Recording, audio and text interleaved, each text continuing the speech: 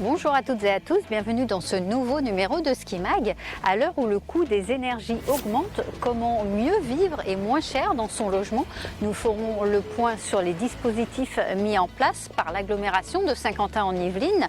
Un professionnel nous expliquera ce qu'il est pertinent d'améliorer et un particulier nous donnera son point de vue. Nous ferons également le tour des innovations dans le domaine de la limitation de la consommation d'énergie avec le Club Climat Énergie. La rénovation énergétique dans les logements, on fait le point, c'est parti.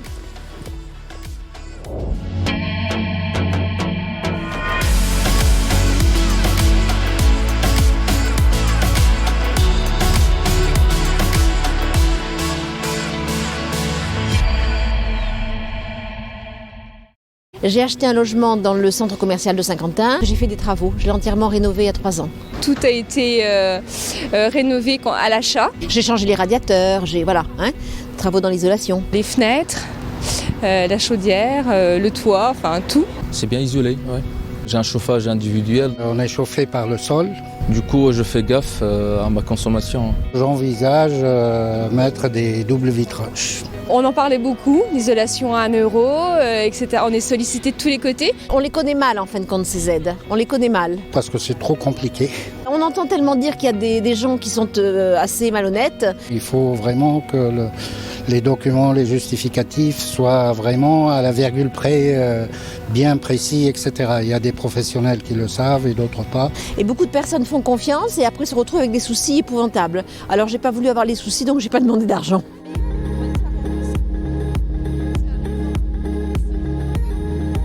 Le programme local de l'habitat de Saint-Quentin en Yvelines a été adopté en septembre dernier. Développement de l'habitat durable, amélioration du parc de logements existants, rééquilibre de l'offre sociale, réponse aux demandes de logements spécifiques, activation de partenariats, constituent la feuille de route de ce programme. Sur l'agglomération, le logement représente un véritable besoin. Celle-ci compte 230 000 habitants, dont 89 000 ménages. 69% sont des familles, 29% personnes vivant seules, 12% des familles monoparentales. Ces dernières années, de nombreux projets ont vu le jour. À Guyancourt, à Trappes, à Maurepas, à Voisins-le-Bretonneux, 500 logements sont prévus dans le futur écoquartier de la Remise. 95 logements sont aussi à l'étude entre Voisins et Montigny-le-Bretonneux. Et à l'heure des économies d'énergie, le territoire a mis en place moult dispositifs et partenariats pour améliorer les logements existants et aider le particulier à s'y retrouver. On fait le point avec l'ALEC.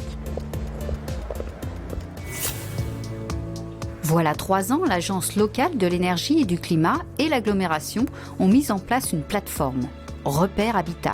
Le but, un accompagnement objectif, personnalisé et gratuit des particuliers, des collectivités et des entreprises concernant leurs projets de rénovation énergétique. Ça peut être tout simplement dû à une maison qui est ancienne avec des travaux qui n'ont jamais été faits, donc avec le prix de l'énergie qui augmente, forcément les dépenses augmentent. S'il y a besoin, on va vous prêter la caméra thermique. Et puis si on vous juge nécessaire, on vous orientera vers un bureau d'études qui viendra par contre chez vous, c'est une prestation privée, mais qui viendra chez vous pour vraiment faire un diagnostic réel. La caméra thermique, une aide technique précieuse pour vérifier les points faibles du logement. C'est un outil qui va mesurer les températures de surface. Là, ce qui est intéressant, c'est qu'ici, on voit qu'il y a bien une différence entre ce mur qui donne sur l'intérieur. Donc c'est-à-dire que derrière, il y a un volume chauffé, alors que l'autre mur ici, c'est un mur qui donne sur l'extérieur. Et visiblement insuffisamment isolé. Aujourd'hui, ce qu'on appelle une bonne isolation, en fait, c'est environ 15 cm au niveau des murs et 20 au niveau de la toiture. Ce qui fait qu'on a pratiquement toutes les maisons qui ont été construites avant 2012, en fait, elles ont pas mal de déperditions. Les premières réglementations thermiques, elles datent de 75. Donc, c'est-à-dire qu'avant, tous les bâtiments qui ont été faits avant 75, on ne recherchait pas du tout de performance énergétique. Donc en fait, tous ces bâtiments-là, potentiellement, ils ne sont pas du tout isolés. Donc là, sur une maison qui est vraiment pas isolée, on va voir tout de suite que ça va être la toiture qui va avoir le plus de déperdition.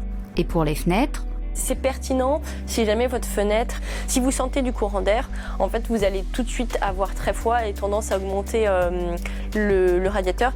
En matière du choix de l'isolant, mieux vaut se tourner vers un professionnel car le choix est moins facile qu'il n'y paraît. La laine de verre, ça reste un isolant très performant. Il est très utilisé parce qu'en fait, c'est un des moins chers. Le défaut de la laine de verre, c'est qu'il va avoir tendance à s'affaisser. Donc, c'est-à-dire que s'il est au niveau d'un mur, il va avoir tendance un peu à tomber au bout d'un moment. Donc, c'est-à-dire qu'en haut, on va avoir un pont thermique. Et puis, c'est pas l'isolant le plus performant pour l'été. Pour l'été, on va plutôt chercher un isolant qui va être très massif, où la chaleur, elle va mettre du temps à rentrer dans la maison. Bois, chanvre, coton, des isolants naturels qui permettent, selon l'épaisseur, d'avoir la même performance énergétique qu'une laine de verre. Et seront en plus plus performants en été, et sans les irritations dues à la pose de la laine de verre. Quant au chauffage, le chauffage électrique, ça va être un chauffage qui va être très cher à la consommation. Mais par contre qui va être le moins cher à l'investissement. Si on décide de passer sur du gaz, donc l'avantage si on a le gaz dans la rue, c'est que ça va finalement pareil être pas si cher que ça à l'investissement. Ça va être un peu moins cher à la consommation que l'électrique. Par contre on est sur une source qui n'est pas renouvelable. Mieux vaut privilégier les énergies renouvelables dont le bilan CO2 est neutre comme le bois. Petit bémol, les chaudières sont plus onéreuses à l'achat et il faut de la place chez soi pour stocker le bois. Bref, l'avis d'un expert s'impose. À l'ALEC, le particulier sera reçu gratuitement pour évaluer son projet de rénovation énergétique. Un thermicien répondra à ses questions, analysera les prises de vue effectuées avec la caméra thermique pour savoir quels sont les travaux à effectuer en priorité et l'orientera vers des artisans agréés. Nous sommes allés voir l'un d'entre eux. Murs extérieurs, fenêtres, soubassement, combles, ITE Performance isole du sol au plafond. Un artisan RGE, ce qui permet à ses clients de bénéficier des crédits d'impôt et être éligibles aux aides financières publiques. Avant toute chose, Éric Blondel, président de la société, réalise un bilan thermique de la maison pour savoir où se situent les déperditions énergétiques. Une maison mal isolée, c'est 30% de déperdition par la toiture, 25% par les murs, 15% par les fenêtres, 10 à 15% à cause d'une VMC mal installée ou inopérante. Là encore, des travaux seront simulés, le client choisira les travaux qu'il souhaite effectuer en fonction de leur efficacité, mais aussi de son budget. C'est une maquette qui traduit et qui synthétise un petit peu comment est réalisée une isolation thermique par l'extérieur sur une maison individuelle. Donc la première chose qu'on pose en fait c'est un isolant, donc là en l'occurrence c'est un polystyrène graphité qui doit faire 12 cm pour répondre aux réglementations en vigueur et aux normes imposées par le CITE pour avoir une résistance thermique de 3,7. Donc ce polystyrène est fixé sur les façades extérieures de la maison, calé chevillé. On va le recouvrir d'un enduit, d'un sous-enduit fibré avec une trame qui est prise en sandwich avec une deuxième couche de sous-enduit. Et on va finir par la pose d'un enduit de finition, ici qui est un enduit organique et qui va permettre d'avoir une façade parfaitement rénovée. Petite visite sur un chantier presque fini pour voir le résultat.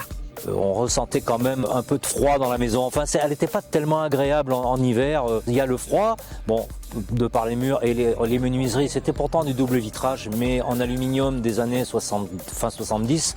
L'isolation a été réalisée par l'extérieur. Les fenêtres ont été changées. Il ne reste plus qu'à poser bientôt les volets roulants. On a vu la différence tout de suite, avant que ça soit complètement terminé, dès que l'isolant a été posé, parce qu'on met l'isolant et après ils mettent les crépis dessus. Déjà, le ressenti dans la maison était totalement différent. Ça change quand même le look radicalement par rapport à ce que c'était avant. Avec mon épouse, on est très contents. Pour leurs travaux, Jacques et son épouse ont constitué leur dossier via l'ANA.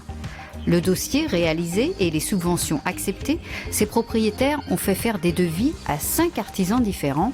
Délai entre le début des recherches et la réalisation des travaux, 12 mois. Les aides proposées par l'État et les collectivités sont multiples. Pour s'y retrouver, mieux vaut se tourner vers un organisme public et agréé plutôt que de s'aventurer seul dans ce type de projet. Direction Citémétrie à Versailles.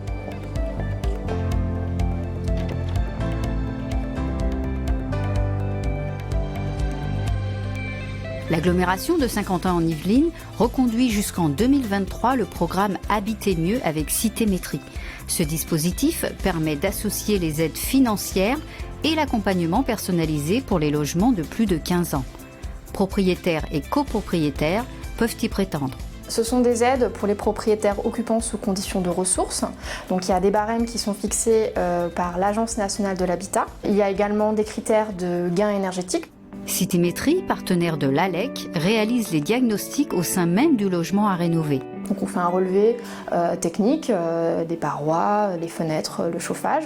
On leur restitue un diagnostic avec des préconisations de travaux en lien avec les 25% de gains énergétiques.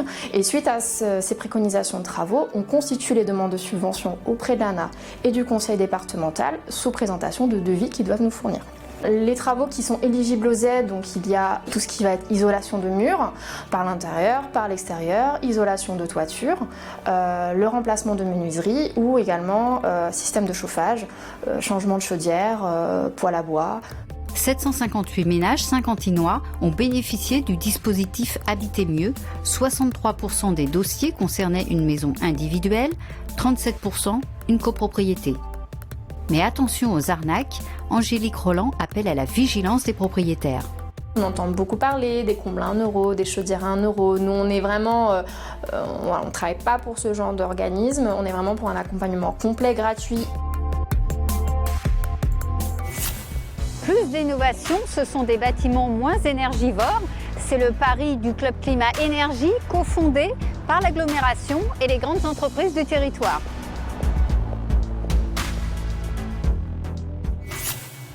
Réfléchir aux stratégies de mutualisation des différentes compétences territoriales en matière de développement durable et de réduction de la consommation d'énergie.